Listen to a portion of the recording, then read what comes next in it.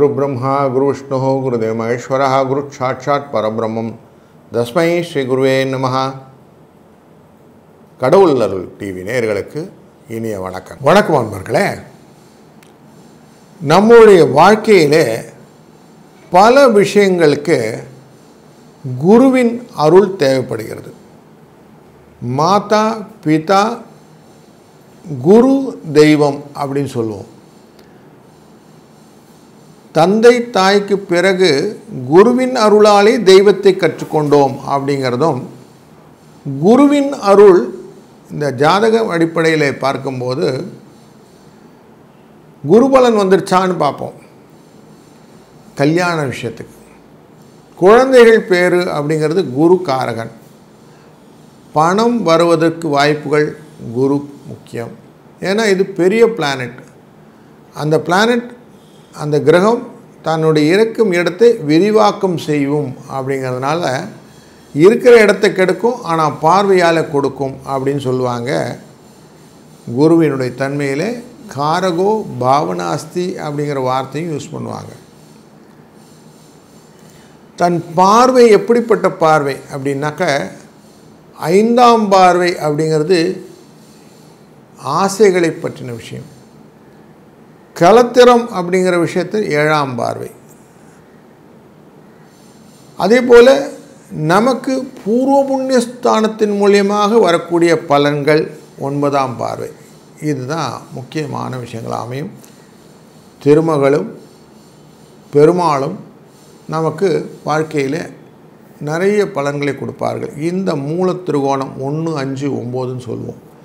இப்படிப்பட்ட விஷயத்தில் தான் நமக்கு பலவிதமான நுட்பமான விஷயங்களையும் அருட்கடாட்சமாக ஒரு ஜாதகர் பெற்றுக்கொண்டிருக்கிறார்.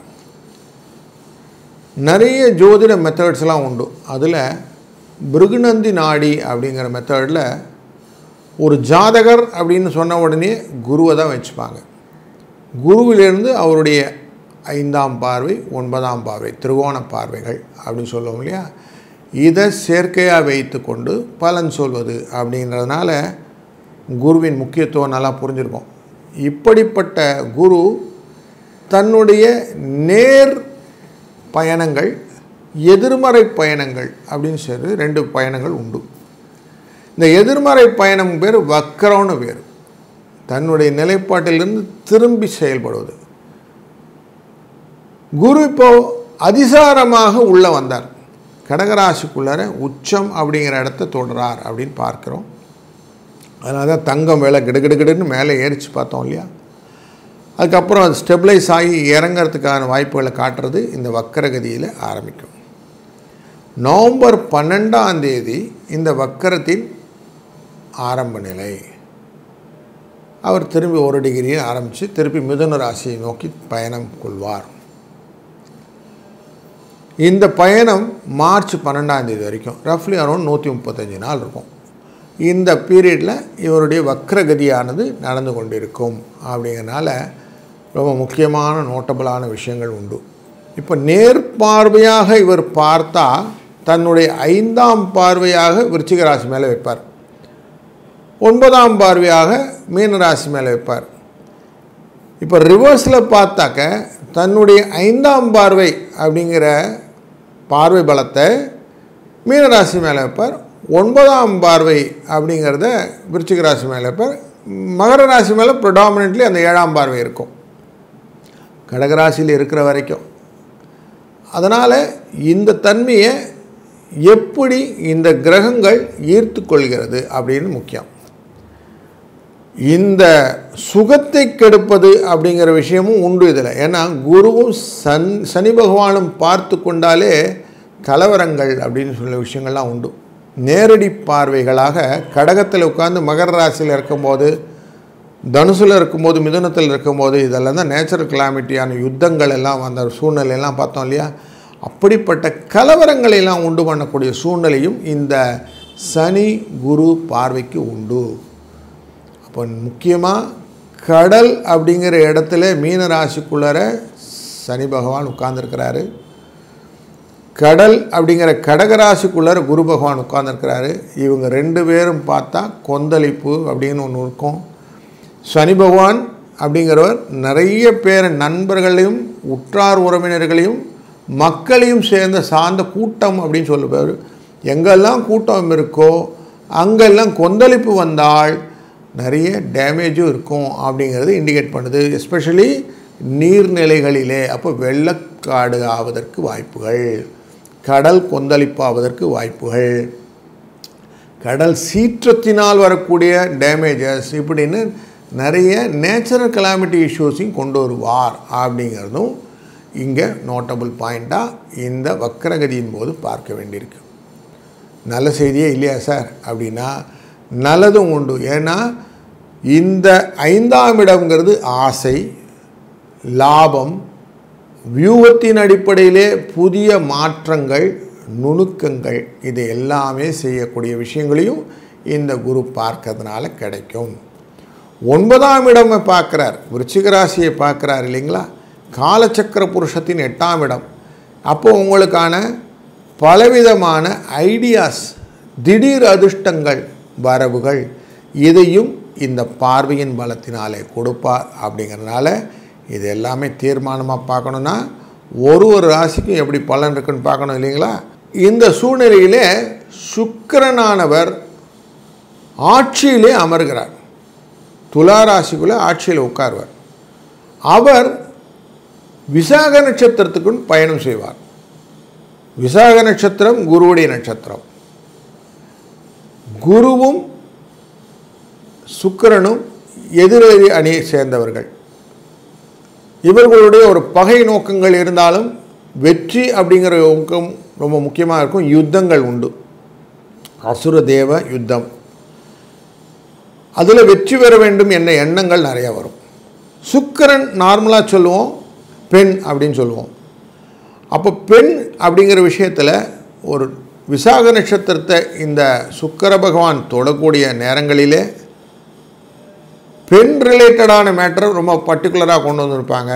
நார்மலாக கொஞ்சம் சமீப காலத்தில் நிறைய பார்த்தோம் இல்லையா, மீ டூ அப்படின்லாம் சொல்லிட்டு, அந்த மாதிரி இந்த வன்புணர்ச்சி விஷயங்கள் அப்படிங்கிற விஷயங்கள் எல்லாம் எக்ஸ்ப்ளோர் பண்ணக்கூடிய நியூஸஸ்லாம் நிறைய வரத்துக்கான வாய்ப்புகளையும் இந்த காலகட்டங்களிலே எதிர்நோக்கலாம் அப்படிங்கிறது தெரிகிறது. அதுவும் ஸ்பெஷலி இந்த துலா ராசிங்கிறது கலை சம்பந்தப்பட்ட விஷயங்கள் அப்படிங்கிறதுல பெண்கள் தொடர்பு கொண்ட விஷயங்கள் எல்லாம் இந்த எக்ஸ்ப்ளோரிங் ப்ராபபிலிட்டி ஆஃப் விசாக நட்சத்திரத்தை தொடக்கூடிய சுக்கிரன் எக்ஸ்ப்ளோர் பண்ணி விடுவார். தபாத்துக்கும் இப்படி இருக்குது உலகம் அப்படின்னு சொல்லி காட்டுவார். அப்போது நிறைய விஷயங்களும் வெளிப்படுவதற்கான வாய்ப்புகளையும் இந்த குரு வக்ர பெயர்ச்சியின் போது எதிர்பார்க்கலாம் என்ற கூடுதல் தகவலையும் மனதில் கொள்ளுங்கள். வாருங்கள் தொடர்ந்து காண்போம். வணக்கம் மகரம் ராசி அன்பர்களே. கடகராசிக்குள்ளர குரு அமர்ந்து அதிசாரமாக உச்சத்திலே இருந்தக்கூடிய சூழ்நிலையை தன்னுடைய பயணத்தை ரிவர்ஸில் வக்ரம் அப்படிங்கிற சூழ்நிலையில் எடுக்கிறார். இப்படி அவர் எடுக்கும்போது உங்களுக்கு ரொம்ப நல்ல விஷயம் என்னன்னாக்கா 6ஆம் இடத்துல போய் உட்கார போகிறார். மற்றவர்களுக்கு துயரமான இடம் உங்களுக்கு அவர் பாதகாதியம். அதனால் உங்களுக்கு நல்லது. கெட்டவன் கெட்டிடில் கிட்டிடும் ராஜயோகம் அப்படிங்கிற சினாரியோ உங்களுக்கு உண்டு. தன்னுடைய பார்வையை உங்கள் ராசிநாதனான சனி மேலே வைக்க போகிறார். சனி ஏற்கனவே 3ஆம் இடத்துல தனலாபத்தை கொடுக்கக்கூடிய சூழ்நிலையில் அமர்ந்து கொண்டிருக்கிற இடத்தை பார்க்கிறார். இப்போ பணம் வருவதற்கான வாய்ப்புகள் உண்டு. 7ஆம் இடத்துல இருந்தபோது எப்படி இருந்தது அப்படின்னா சுகத்தை கொடுத்தார், இப்போ பணத்தையும் கொடுப்பார் அப்படிங்கிற இண்டிகேஷன் தெரியுது. அது மட்டும் இல்லை, உங்கள் ராசியை நேராக பார்ப்பது அப்படிங்கிறதுல ஒரு திருத்தம் கொண்டு வருவார். 2ஆம் இடமான குடும்பத்தை பார்ப்பார்னு ஆகிடும். அப்போ குடும்பத்தில் புது நிகழ்வுகள், புது வரவுகள் இதுக்கு ஏற்பாடாகும். தன்னுடைய பார்வையை லாபஸ்தானமான விருச்சிக ராசி மேலே வைப்பார். லாபம் பெருகினா நல்லது தானுங்களே.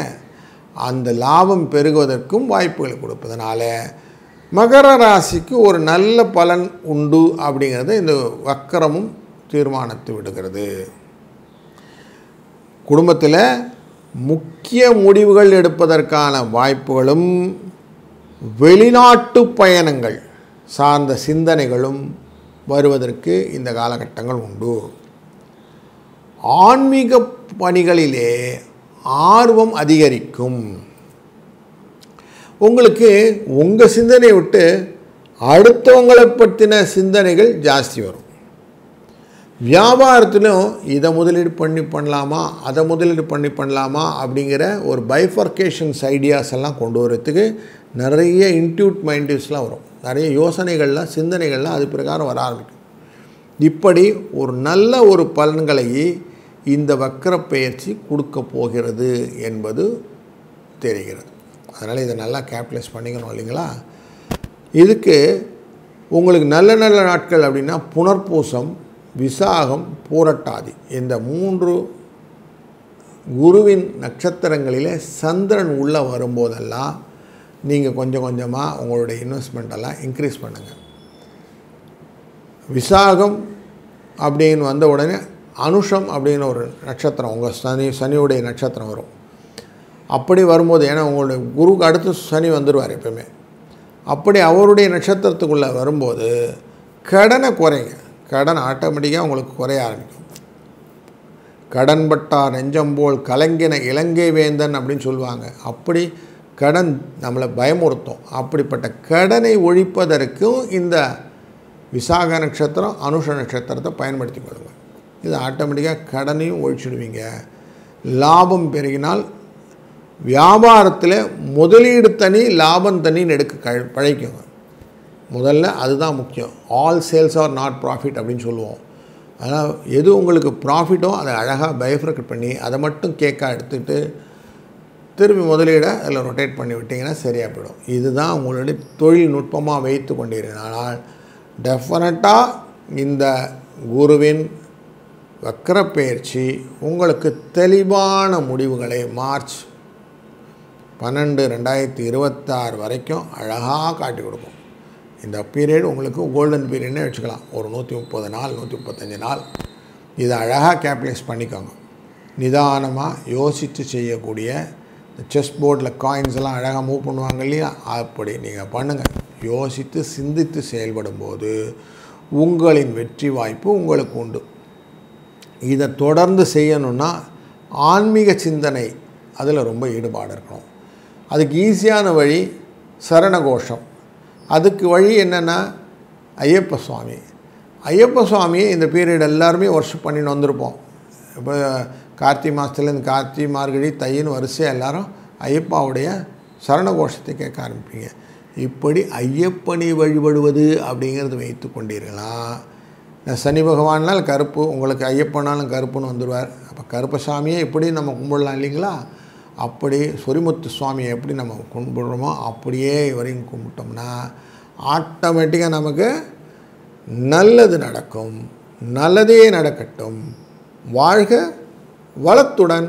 கடவுள் அருள் டிவியை பார்த்தமைக்க நன்றிகள். மேலும் இது போன்ற தகவல்களை தெரிந்து கொள்ள கடவுள் அருள் டிவியை சப்ஸ்கிரைப் செய்யுங்கள். மறக்காமல் பெல் ஐக்கானை கிளிக் செய்யுங்கள்.